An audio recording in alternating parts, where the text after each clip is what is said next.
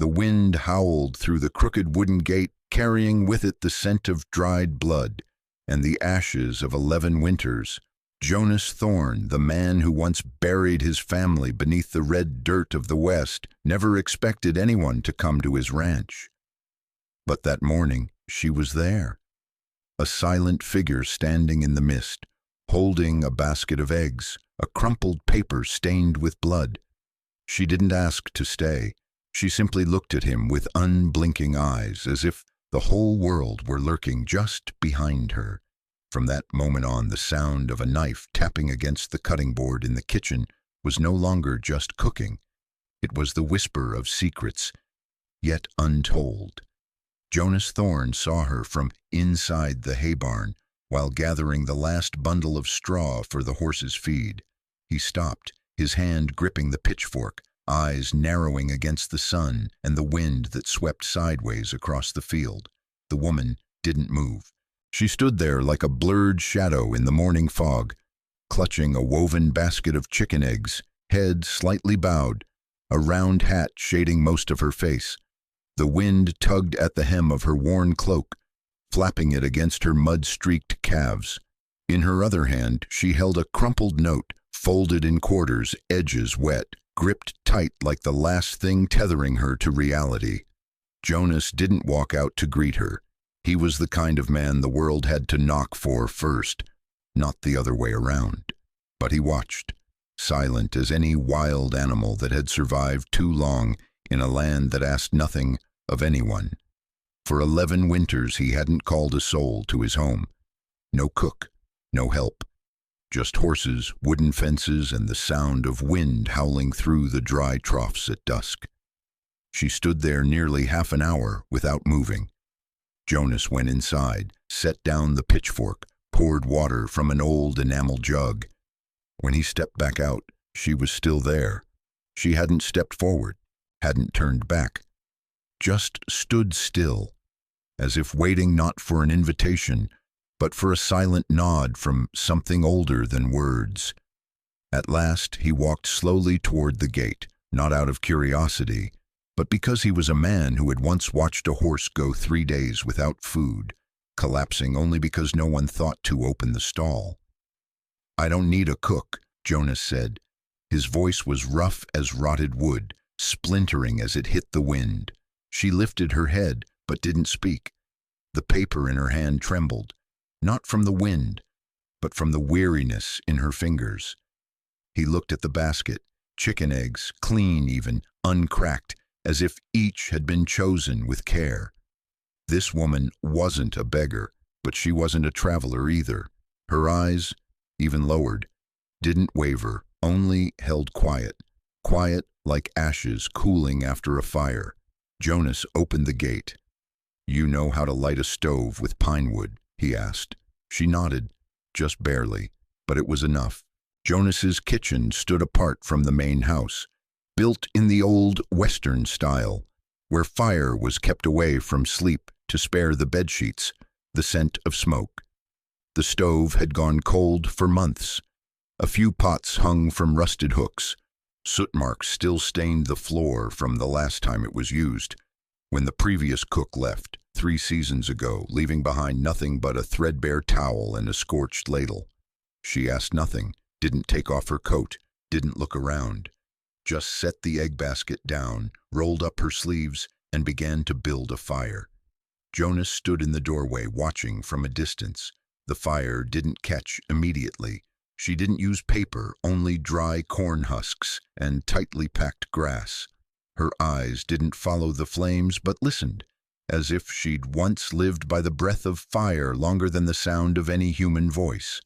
Only when the flames rose did she open the basket. Her movements were slow, unfussy, as though nothing else existed except keeping the eggs unbroken. Her hands moved swiftly but not with haste, like someone who had done this many times, but never safely enough to trust it. That noon, Jonas ate an onion omelet with wild thyme from the back porch, and a slice of old bread crisped again over coals. Nothing unusual in flavor, but the eggs were folded just at the edge, as if someone knew the exact second they were perfectly done. She didn't eat with him, didn't sit nearby, didn't speak a word, only washed her hands for a long time, then returned to the stove to start the fire again for supper. Jonas didn't ask her name. She didn't offer it. Only one had come, and one had opened the gate, and the wind of early winter still howled through the aging shingles like the breath of time itself. Sharp, then still. Each morning the fire was lit before dawn, before first light, before the horses stirred and struck their hooves against the stall floor, and every time Jonas opened the door and stepped down into the kitchen, the rough wooden table was already set with 2 portions. Never 3. Never 1. Always 2. One for him, one for the cook, though he had never seen her sit. At first he thought she ate after. The next time he left his plate untouched to see. But the third time, when he returned after tending the barn, that portion had been fed to the chickens. No one survives long in the West without knowing how to ration. Jonas knew that better than most. Every patch sewn on his coat, every mended seam on the saddlebag, was a lesson bought with winters that lashed his face like a whip. But this woman, she didn't keep the meal for herself, nor did she waste it. She cooked for 2 out of habit, not to be noticed and not needing anyone to understand. Jonas noticed, but he didn't ask. A kitchen doesn't lie. It tells its stories through cold ash, through the ring of grease around a skillet's rim, through the blade worn slightly crooked from use. She cooked without haste, without excess, without lack, everything measured, as if she'd spent years cooking, always forced to erase her presence after every meal. The kitchen began to change, not spotless, not scented with soap, just warm. The quiet space no longer felt abandoned, even if no words had yet been spoken. She still didn't speak to Jonas. If she communicated at all, it was in a nod, or in the way she folded the hand towel neatly over the back of the chair. One evening Jonas came home late. A misting rain had started, and the horse's coat was soaked like crow feathers. He stepped into the kitchen, his feet heavy as stone. The smell of sautéed onions had reached him, even from the yard, a scent that stirred memories from some distant time, too far off to place. He entered as quietly as he had lived these past 11 years. Dinner was set, 2 portions. She stood by the stove, wiping her hands on an old apron. Didn't look at him, didn't greet him, didn't offer any excuse for the mornings he'd skipped breakfast or the days he'd returned too late for supper. He sat down, ate slowly. One bite, then another. Silence was the most comforting thing in that house. But this evening something felt different. The silence wasn't from having nothing to say, but from something waiting to be understood. Jonas stood when he finished.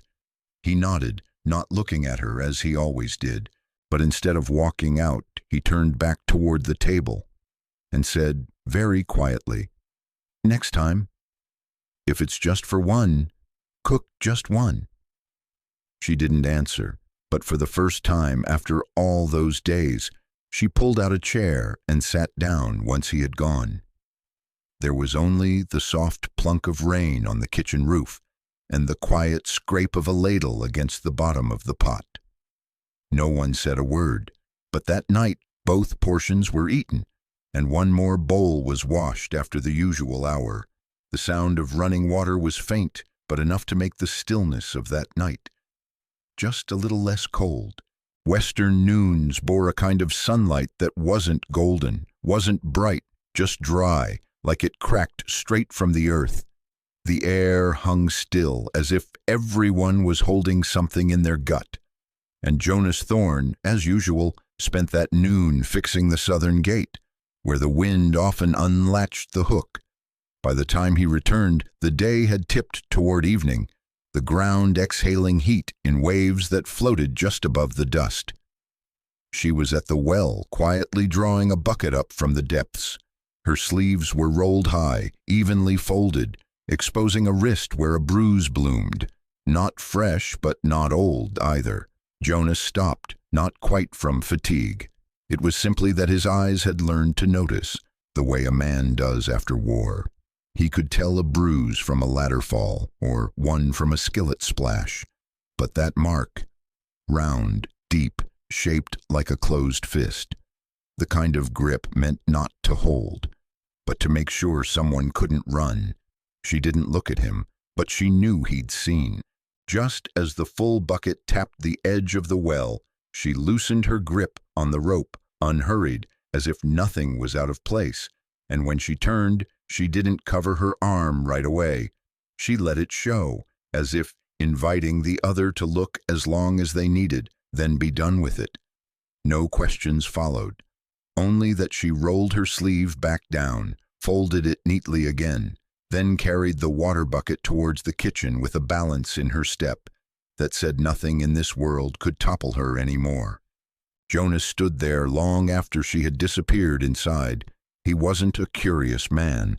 On the contrary, he'd learned some things were better left untouched, like a scar halfway healed or a memory that still smelled of smoke.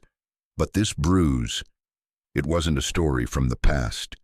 It was alive, and the one who carried it was quietly trying to let some part of herself die each day. That night's supper was cornbread and bean stew. She still didn't eat with him, but no longer set out 2 servings. She left only his and a small piece of bread by the stove, like a quiet sign she was still there. Jonas ate slowly, weighing each bite. After the meal, he poured himself some tea, but didn't leave the table right away. She passed by, arms full of worn dish towels, saying nothing. Jonas touched the rim of the teacup, still warm, without lifting his head. If that arm hurts, there's ointment in the barn. For horses, works on people too. A sentence light as wind through the wallboards. She paused, just for half a second. No nod, no thank you. But by nightfall, the jar of ointment was half empty. The moon rose behind the kitchen roof, silver light pouring through the window bars, catching on flour dust scattered across the table. A small handkerchief had been left near the hay pile. White, old, but clean. No bloodstains, no stitched initials. Jonas picked it up quietly the next morning, folded it, and placed it in the drawer near the salt jar. He didn't need to ask her name, and now she no longer needed to hide everything, only needed someone, even if they asked nothing, to still see. The cold came early. Wind slipped through the door cracks, carrying the scent of snow not yet fallen, but already gathering on the far ridge. No one was at the ranch now but Jonas and her, one who lived quiet as earth, the other quiet as smoke. The only sounds each day were his heavy-heeled footsteps and the soft tap of her knife on the cutting board. No one intruded into the other's life with questions, but that night a soup spoon dropped onto the hearthstones, just a soft clink of metal against brick, brief, light. But in a house used to silence, the sound echoed like a crack splitting something. She bent down by instinct, then froze when she saw Jonas had already stood, walking slowly to the stove, and reached down to pick up the spoon with both hands. His movements were clumsy, his fingers shaking slightly from the heat, but he didn't pull away. He brushed the soot off lightly on the edge of his coat, then handed the spoon back. With both hands, wordless, she looked at him, for the first time. No evasion, no anger, no fear, just a tired gaze, like someone who'd run far enough and now wasn't sure if the silence being offered by those weathered hands could be trusted. Jonas said nothing. He returned to his seat and sat as if nothing had happened. The fire in the stove crackled softly like the sound of someone sighing in a dream. That night she washed the dishes longer than usual. Jonas still sat by the fire, a cup of cold tea in hand. His eyes stayed on the flames, not once glancing toward her. He had been a soldier, and soldiers don't look directly at pain still being hidden, not until the one carrying it chooses to let it show. But he stayed seated, like a marker stone, so that if she ever needed to lean against something, She wouldn't have to call for it. She blew out the kitchen lamp. The firelight cast both their shadows on the wall, not touching, but facing the same direction. Before heading upstairs, she paused beside the dining table. Didn't look directly at him, just spoke softly like a wisp of flour dust. "Tomorrow, I could make cornbread, if there's still some cornmeal left." Jonas nodded without turning, just tapped his fingers twice on the tabletop, as agreement. As thanks, as if to say, "I hear you, I'm here." Only after she had gone did Jonas turn to look at his shadow on the wall. It looked much older than the man casting it, but in the eyes flickering with firelight, there was something no longer as parched as the 11 winters before. Maybe because of a spoon, maybe because of a tired glance, or maybe just because, for the first time in this house, fire wasn't only for warmth, but for letting people sit a little closer. On the 12th night, the cold came suddenly. No snow, no rain, just a chill that seemed to seep up from the earth, creeping into every joint of the wooden house. Jonas woke earlier than usual. He wasn't used to lying long in the dark. An old soldier's habit, perhaps, or maybe just bones that had grown accustomed to rising with the wind. No one could say for sure. As he stepped downstairs, the scent of cornbread still lingered in the kitchen. She had made it, just as promised, quietly, without expecting praise. On the table, a portion was carefully wrapped, left there for him. But he didn't see her anywhere. He thought maybe she'd gone back to sleep. But then, in the dim light of the dying fire, he spotted a figure slumped over the long wooden table. She had fallen asleep there, head resting on her arm, shirt dusted with flour, lips cracked and dry like end-of-season leaves.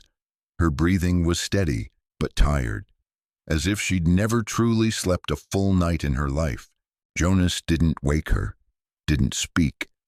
He only stepped quietly toward the cabinet, took out a clean cloth, the kind used for drying teacups, coarse but clean. He didn't drape it over her, just placed it gently on the table close to the hand she slept on. No flowers, no folds, no scent of soap.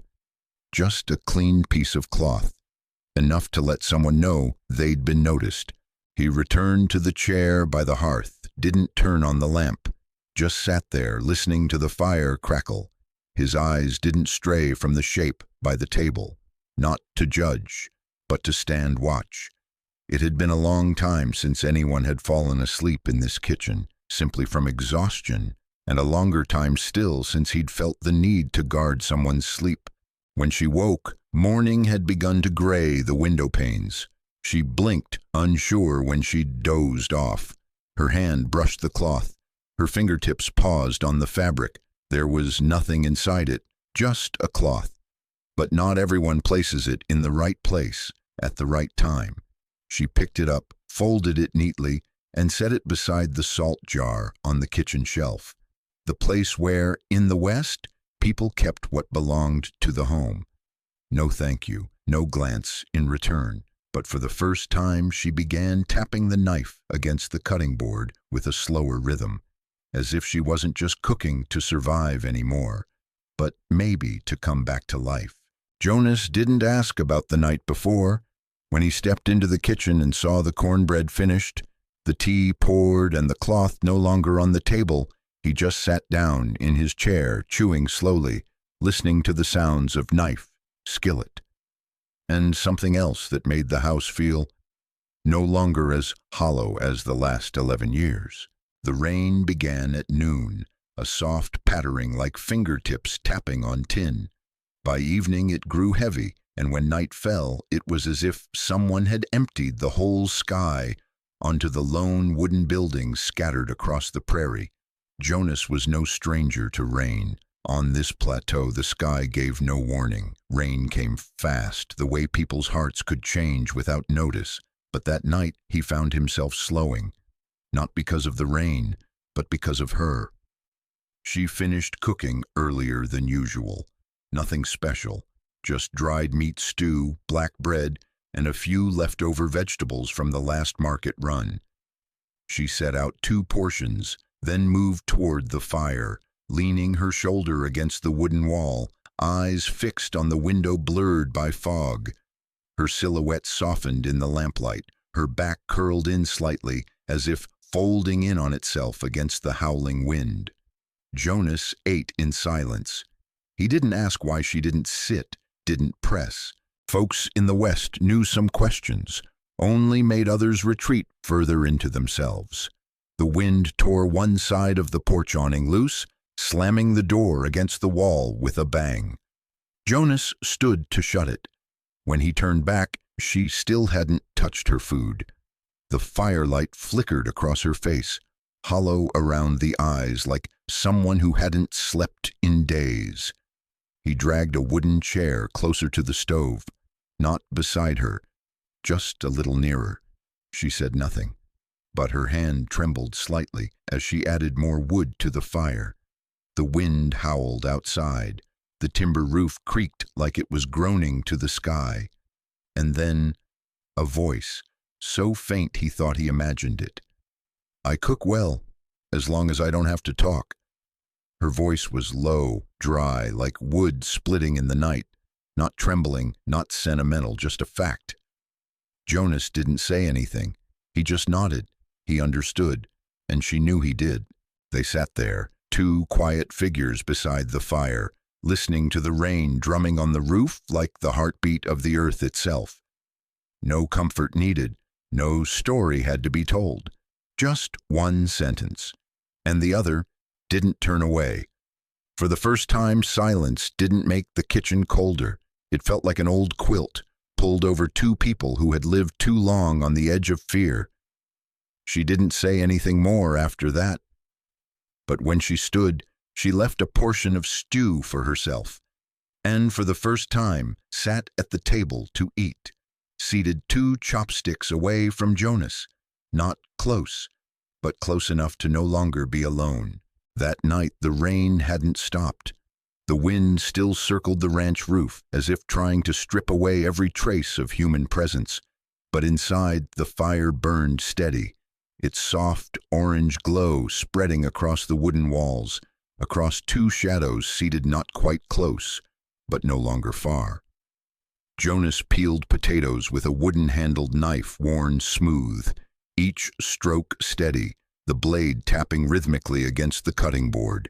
She trimmed vegetables, her fingers deft but slightly trembling, as if each stalk were something fragile that if handled too roughly might shatter into the past. In the air, the scent of damp earth, old cloth, and burning wood mingled with the breath of people still alive. No one broke the rhythm of that silence, until Jonas suddenly spoke, not looking at her. "What's your name?" The question didn't fly like an arrow. It wasn't probing, just a quiet nod between 2 people who'd lived lifetimes, without anyone calling them by their true name. She didn't answer right away. She picked through a few more sprigs of greens, then set the basket down. "May. My mother had me in the month of May." There was no smile in her voice, but no falsehood either. A name that felt real, and yet carried the quiet warning that no one should ask much further. Jonas said nothing more, but the next day when he reached for the salt jar on the wooden shelf, he took out his knife and carved a single word into the lid. May. The carving was deep, deliberate, as if to tell the world someone had passed through his home and left their name behind. That evening, as she finished making bean-filled pastries, her eyes passed over the lid. She didn't touch it, didn't open it, just stood there for a long moment. Then she turned away, without a word. She washed her hands longer than usual, slowly, carefully, as if trying to rinse away something that had just begun to take root inside, and was already making her feel heavy. The name May now had form, wood, a blade's mark carved into a life. But Jonas noticed, every time he whispered that name to himself, every time he called her that in the quiet of his mind, her eyes would shift away, as if afraid she might accidentally meet herself there. The moon rose late that night, the sky split in half by thick, wandering clouds. Cold air swept through the roof of the old horse barn, making the animals inside snort in discomfort and stomp their hooves on the damp straw. Jonas Thorne couldn't sleep. He was too used to the silence of the open range, a place where everything worth fearing had its own sound. The wind dragging like torn silk, fire crackling, the creak of old wood beneath the floor. Even a stray cat stepping across the roof couldn't escape his ears. But tonight, something was wrong. When the old dog, Willis, gave a low growl in his throat and lifted himself from the rug by the stove, Jonas stood, threw on a thick wool sweater, and didn't bother with a lamp. He wasn't the kind to use light when it wasn't needed. Sometimes light only made the dark seem crueler. Out in the yard, muddy prints dotted the frozen ground. Footprints, unfamiliar, circling the back porch, trailing along the horse barn, then vanishing behind the fence line. Jonas said nothing. He crouched, ran his hand along each pressed print, then rose and stepped into the barn. The black horse breathed hard, tossing its head as if someone had recently stood beside it. The straw showed signs of disturbance. A corner gathered in as if someone had sat or lain there. And among the mess he found a handkerchief, off-white linen, one corner stained with dried blood, embroidered with a single letter. C. Jonas picked it up, inhaled. The scent of blood, iron, old sweat, and faintly the cheap jasmine soap he'd come to recognize only around May. The next morning, May rose early as always, kindling the stove with dry wood he'd chopped the evening before. Jonas said nothing. He didn't question her, but he watched. She washed her hands longer than usual, so long the water in the basin cooled, and still her hands kept scrubbing. Jonas stepped into the kitchen just as she was replacing the dish towel hanging on its hook. "You left this in the barn," he said evenly, holding out the handkerchief marked with a C. May looked, didn't flinch, just nodded, then gently reached to take it back. Without a word, she folded it, tucked it into the front pocket of her shirt, as if he'd just returned a piece of her life that had been torn from her long ago. She turned away and continued cooking. Jonas didn't ask. The West had its own unwritten law. If someone chose silence, it meant they were trying to stay alive. And he, of all people, knew. Not everything worth knowing had to be dragged into the light. That afternoon, the sky hung with idle gray clouds, but no rain. The air carried the scent of metal and dry ash, the familiar smell of winter when the grass had died, and the snow had yet to come. Jonas was mending a broken section of fence, hammer in hand, boots planted on hardened earth. Willis, his old dog, lay lazily by the base of a cypress, ears still perked, as if only pretending to sleep. The sound of hoofbeats echoed from afar, not hurried, not frantic, but steady and firm, like a nail tapping into stone. Jonas looked up. A man rode along the fence line, tall and lean, wrapped in a long wool coat, a wide-brimmed hat pulled low over half his face. The horse was chestnut, thick-coated, sure-footed, not the kind seen often in these parts. The rider stopped right at the gate. "Evening to the ranch," the man called. Jonas didn't reply.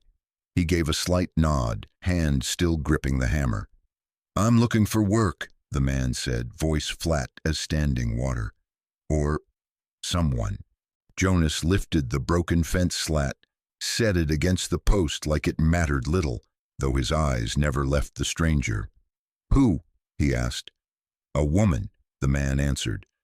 "Bakes the thinnest crust apple pies west of the river. Smells of cinnamon strong enough to make you forget hate." He smiled faintly, but the smile never touched his eyes. Jonas narrowed his brow. That wasn't how folks in this part asked after someone. That was how a man reminded you of something he once tasted and meant to take back. Inside the kitchen, May was slicing apples. The knife tapped in rhythm against the cutting board, but when she heard the horse, the stranger's voice and the silence that followed, too long, too sharp, she froze, didn't look up, didn't step out, just stood there, hand suspended midair, a slice of apple falling from her fingers to the table with a quiet thud. "There's no one like that here," Jonas said. His voice wasn't loud, but firm. The stranger looked at him, a little longer than polite. "Sure?" The man squinted. "Word is, Mr. Thorne's got himself a new cook. Showed up as sudden as she once vanished." Jonas straightened slightly, set the hammer on the ground. Didn't reach for his gun. But Willis was already on his feet, moving silently to stand by his leg. "My cook," Jonas said slowly, "ain't much good with pies, but she can slice an apple clean without tearing the skin. Sounds like someone different from who you're looking for." The man didn't answer right away, just watched him, as if measuring the boundaries of a man who'd lived alone too long. Then he tugged the reins and turned his horse. "If you see her," he said, still casting a glance toward the kitchen behind, "tell her Charles isn't angry, just wants to talk." His long shadow blended into the dusk, horse fading beyond the low summer shrubs. Jonas stood still, didn't turn to look at the kitchen, but he knew she'd heard, knew she was standing behind the door, perhaps with trembling hands, or not. She had survived. She knew how to keep silence, and Jonas, once again, chose to stand in the middle, not out of trust, not out of pity, but out of conscience. The next morning the wind changed direction. The sky looked as if someone had brushed it with ash, dull and murky, casting a pale light with no shadows over the entire ranch. The horses stood still in their stalls, silent. Even the chickens clucked less than usual. Jonas woke early, earlier than ever. He didn't say anything, didn't look toward the kitchen where the fire had yet to be lit. He just walked outside as if there was work to do, though on a morning like this there wasn't much worth doing but thinking. He circled the barn, checked the doors, not like a man guarding with his hands, but with habit. When he came back to the house, he saw she was already awake. She was lighting the stove, her eyes red as if from lack of sleep, but her hands steady as she fed wood into the flames. The scent of flour rose. Baking flour, he could tell, but not for apple pie.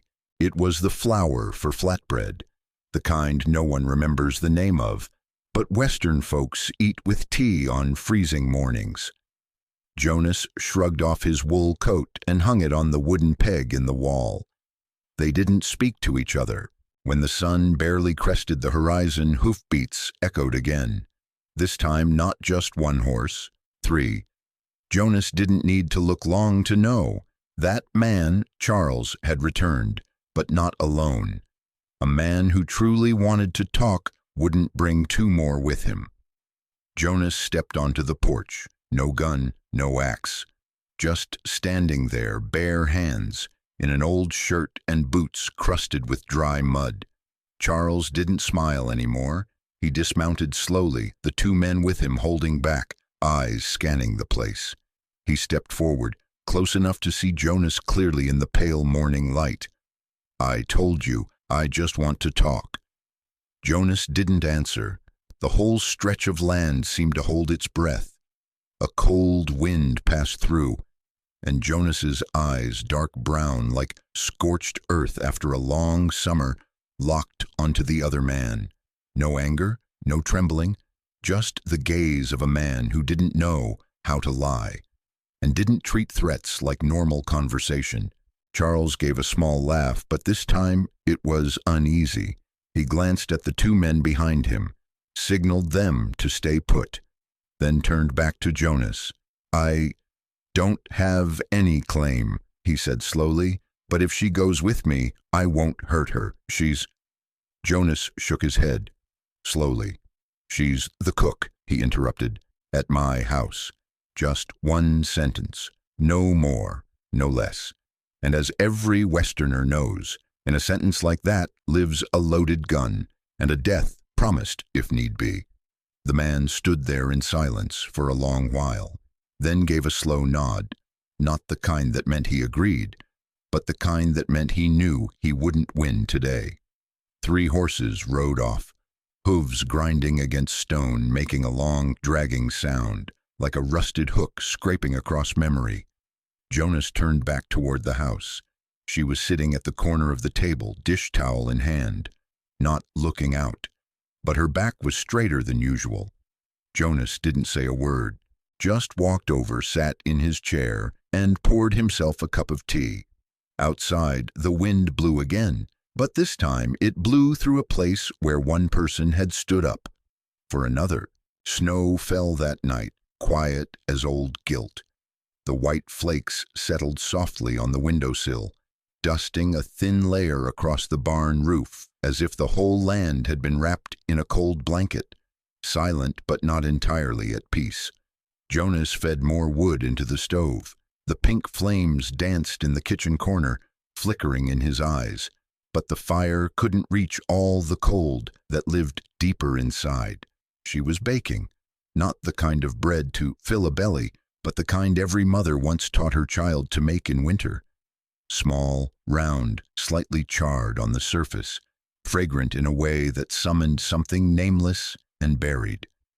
She flipped the cakes with a wooden spoon, gently turning them for an even bake. Her hands, for the first time, didn't tremble. Jonas sat nearby, saying nothing. He didn't need to ask. He knew.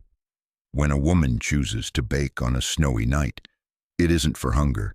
It's because the heart needs to remember something kind. "My father," she said quietly, still watching the skillet, "used to bake these whenever my mother left." The fire crackled, bright enough to show her eyes were rimmed red, but dry. "He never asked where she went," she continued. "He just baked until the whole house smelled of it. That smell. It's the only thing I remember." Jonas still didn't speak. He simply lifted the teapot and poured more into her cup. His hand calloused and bony near the heat, rough fingers, swollen knuckles. Yet he poured with such care not a drop spilled. She looked down, then smiled, just barely. The wind hissed at the door. The stove ticked and popped like steady breathing. They sat like that. 2 strangers brought together by wounds too deep to name, warming themselves on old memories and an iron skillet, where bits of the past rose, sizzled and softened into the scent of a childhood that had never quite been whole. The biting wind from that night lingered into the next morning. Jonas's wooden house, as cold as any house set alone on empty land, suddenly carried a small, new life, fragile but real. It was little Clara, the daughter of the Carter family next door, sent over to stay the night. Her mama had taken ill, and her daddy was still out hunting. She, the woman still called May, spread a thick blanket near the fireplace so Clara could sleep close to the flames.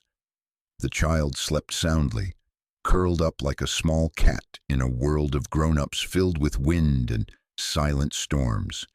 Jonas was out sawing wood by the barn. She was quietly tidying the kitchen. Near noon, in a rare stillness, where only the wind brushing the walls and the sound of boiling water could be heard, Clara murmured in her sleep, "Mama?" The word was soft as a breeze, yet it stopped everything. She turned. Reflex, not thought, made her answer with a faint so quiet even she seemed startled by it. Jonas, standing in the kitchen doorway, had already heard. He said nothing, gave no expression, only looked at the 2 of them, a woman who had just let slip the softest part of her heart, and a child who had no idea what she had stirred awake. He pulled a chair near the fire, sat, and took a folding knife from his coat pocket, not to use, just to sharpen. Click, click, the blade against the stone like the rhythm of thoughts not yet formed. She rose and adjusted Clara's blanket, didn't look at Jonas, didn't speak again, but her movements were slower now, her hand unsteady, not from fear but from the sudden drop of a mask she'd believed too long worn to ever fall. Jonas just watched the fire. After a while, he set the knife down, poured himself another cup of tea, then poured one for her. Neither of them brought the cup to their lips, but in the air, thin and taut like a thread stretched between two grown people. Something had shifted, quietly, like a stove's low-burning flame in the night, just warm enough that someone might finally stop running. That night the wind blew from the mountains, dry, sharp, and strange. Western winds usually carried red dust or the scent of scorched grass, but this time it brought the smell of burning, like wet ash, like singed hair, like something that once lived, and now didn't. Jonas woke before there was a knock. No one knocked, but he opened his eyes, sat up, listened, because it was too quiet. He threw on his coat, reached for the rifle hanging on the wall peg. The fire in the stove still burned low. She still lay there by the kitchen table, arms wrapped around the old cookbook that had belonged to Jonas's wife, the one she had never asked to borrow. She had simply cleaned it and read it night after night. Jonas went straight outside. The smell of smoke thickened with every step. Then he saw it, the granary on the far edge of the ranch, a place no one ever approached at night, now blazing silently like a torch planted in a night of blind smoke. One side of the gate had been torn loose. The barn door hung crooked like a broken bone. Jonas didn't shout, didn't call out. He just checked the wood cellar, the place where she always hid whenever there were unfamiliar hoofbeats. She was there, not crying, just holding the handkerchief, the one embroidered with a C, stained with blood long before. Now she didn't hide it, didn't cover the bruises, didn't hide the worry in her eyes or the cloth itself. But her grip on it was tight, as if it were the only real thing left in the world. Jonas didn't ask. He just sat beside her, his back against the cold wooden wall, the firelight casting through the floor slats, throwing their shadows long like ghosts from some old tragedy. The fire burned for another hour. No one put it out. No one raised the alarm. They just sat there, amid smoke, ash, and a smell that blurred the line between hatred and mercy. Near dawn, the wind shifted. The smoke began to fade. But inside Jonas, something had become clearer than ever. This was no accident, and it wasn't over. She hadn't left her hiding spot, but for the first time, when he stood to go, she lifted her head and asked, "Are you afraid?" Jonas looked at the pile of ashes. The wind swept across him, turning his gray hair a little whiter. No. Then he turned back toward the house, but not to go back to sleep. He went to the wooden shelf, pulled down each plank, each nail. The sky hadn't lightened yet, but he began rebuilding the broken gate, this time with thicker wood and a double lock, and she, still sitting in the cellar, slowly opened her hand and let the handkerchief fall to the ground. For the first time, that afternoon, the wind didn't blow. No birds, not a single bark from the dog. The ranch was so quiet you could hear a needle drop on the floorboards. She was in the kitchen, slicing red onions. Her eyes didn't sting, but her hands trembled slightly. Beside her, Jonas was oiling the chamber of his rifle, not hiding it, not doing it in secret, as if preparing for a deer hunt. But this time, the deer had two legs. Around mid-afternoon, they came. 3 men on horseback, tall and broad, rode straight into the yard without knocking at the gate. The one in the middle, still the same man from before. Long coat, hair matted with sweat, eyes that didn't bother to hide intent. He didn't ask, didn't circle the subject, just dropped one sentence, dry as rope. "There's someone of mine in there." Jonas stepped out, alone, no gun in hand, no shouting, no protest, just silence. And his eyes, the kind of look from the Old West, when a man didn't need lawmen to stand up for what was right. The man sneered. "You not planning to hand her over?" Jonas said nothing. The man stepped back. One of the others raised his rifle and fired into the air. The shot cracked across the valley. Horses in the back stalls neighed loud. Dogs barked, and the wind returned. A light stir like the beginning of a storm that had been waiting too long. Jonas stepped toward the stack of lumber he'd built that morning, now shaped into a barricade in front of the kitchen door. He stood firm, feet planted, hands clenched, not in a fighter's stance, but like a man guarding something more sacred than life. The other man shrugged. "She's not your business, old man." Then the kitchen door opened slightly. She stood there, empty-handed, not hiding, not crying, but her eyes, red as coal in a stoked fire pit. She looked at Jonas, then at the man, then said, voice soft enough the wind seemed to speak it for her, "I don't belong to anyone anymore." Silence. The man scoffed, but didn't take another step. Jonas didn't draw his gun, just placed a hand on his belt, enough to remind any Westerner he didn't need a courtroom, and that blood spilled here wouldn't be washed with water. The wind howled. The man cursed, turned his horse, but before riding off he spat right at Jonas's feet. Jonas didn't move. Only after the hoofbeats had vanished behind the hills did he turn to look at her. She was still there, not crying, but they both knew it wasn't over, and it didn't need to be settled by law. That night no one slept, not from fear, but because the silence was too frightening. She sat in the kitchen, back against the wall, arms wrapped around her knees, eyes open, staring into the fire as it slowly died down. On the table, a batch of biscuits was half burned. She didn't care. Maybe no one was hungry anyway. Jonas never came inside. He set a chair out on the porch, rifle across his lap, hat pulled low over his face. Beside him, the small dog he'd recently taken in curled beneath the chair, neither barking nor whimpering, as if it too understood that tonight was no time for noise. The wind howled around the fence line. It carried something strange, a scent that mixed wood smoke, dry grass, and something else. Metallic, sharp, bloody. Just before dawn, a faint sound broke through, like footsteps dragging across damp earth. Jonas didn't sleep, didn't move, only tightened his grip on the trigger. Near sunrise, the dragging footsteps returned. Jonas squeezed the trigger. Lorna came outside and saw the trail of blood from the hill to the fence.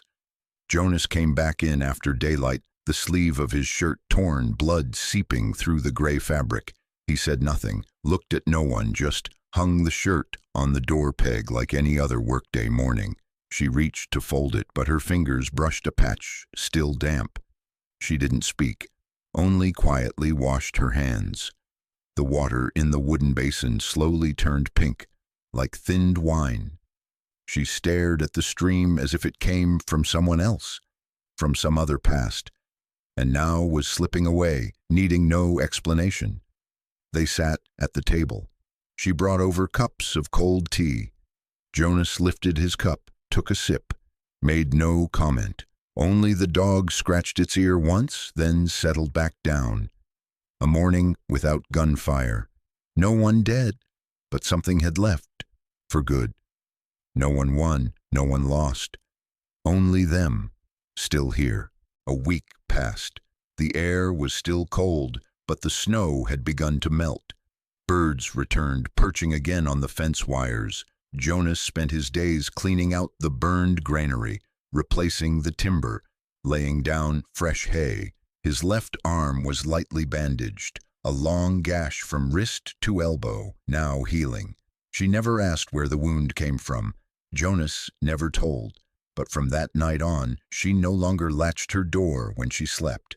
Not quite trust, not forgiveness, not yet. Just that in this kind of land, some silences mean enough. On the 8th morning, Jonas rose as usual. The sky was still misted with fog, condensation clouding the kitchen window. The stove was cold, the hearth unlit. On the table there were no biscuits, no pot of warm stew like every other day.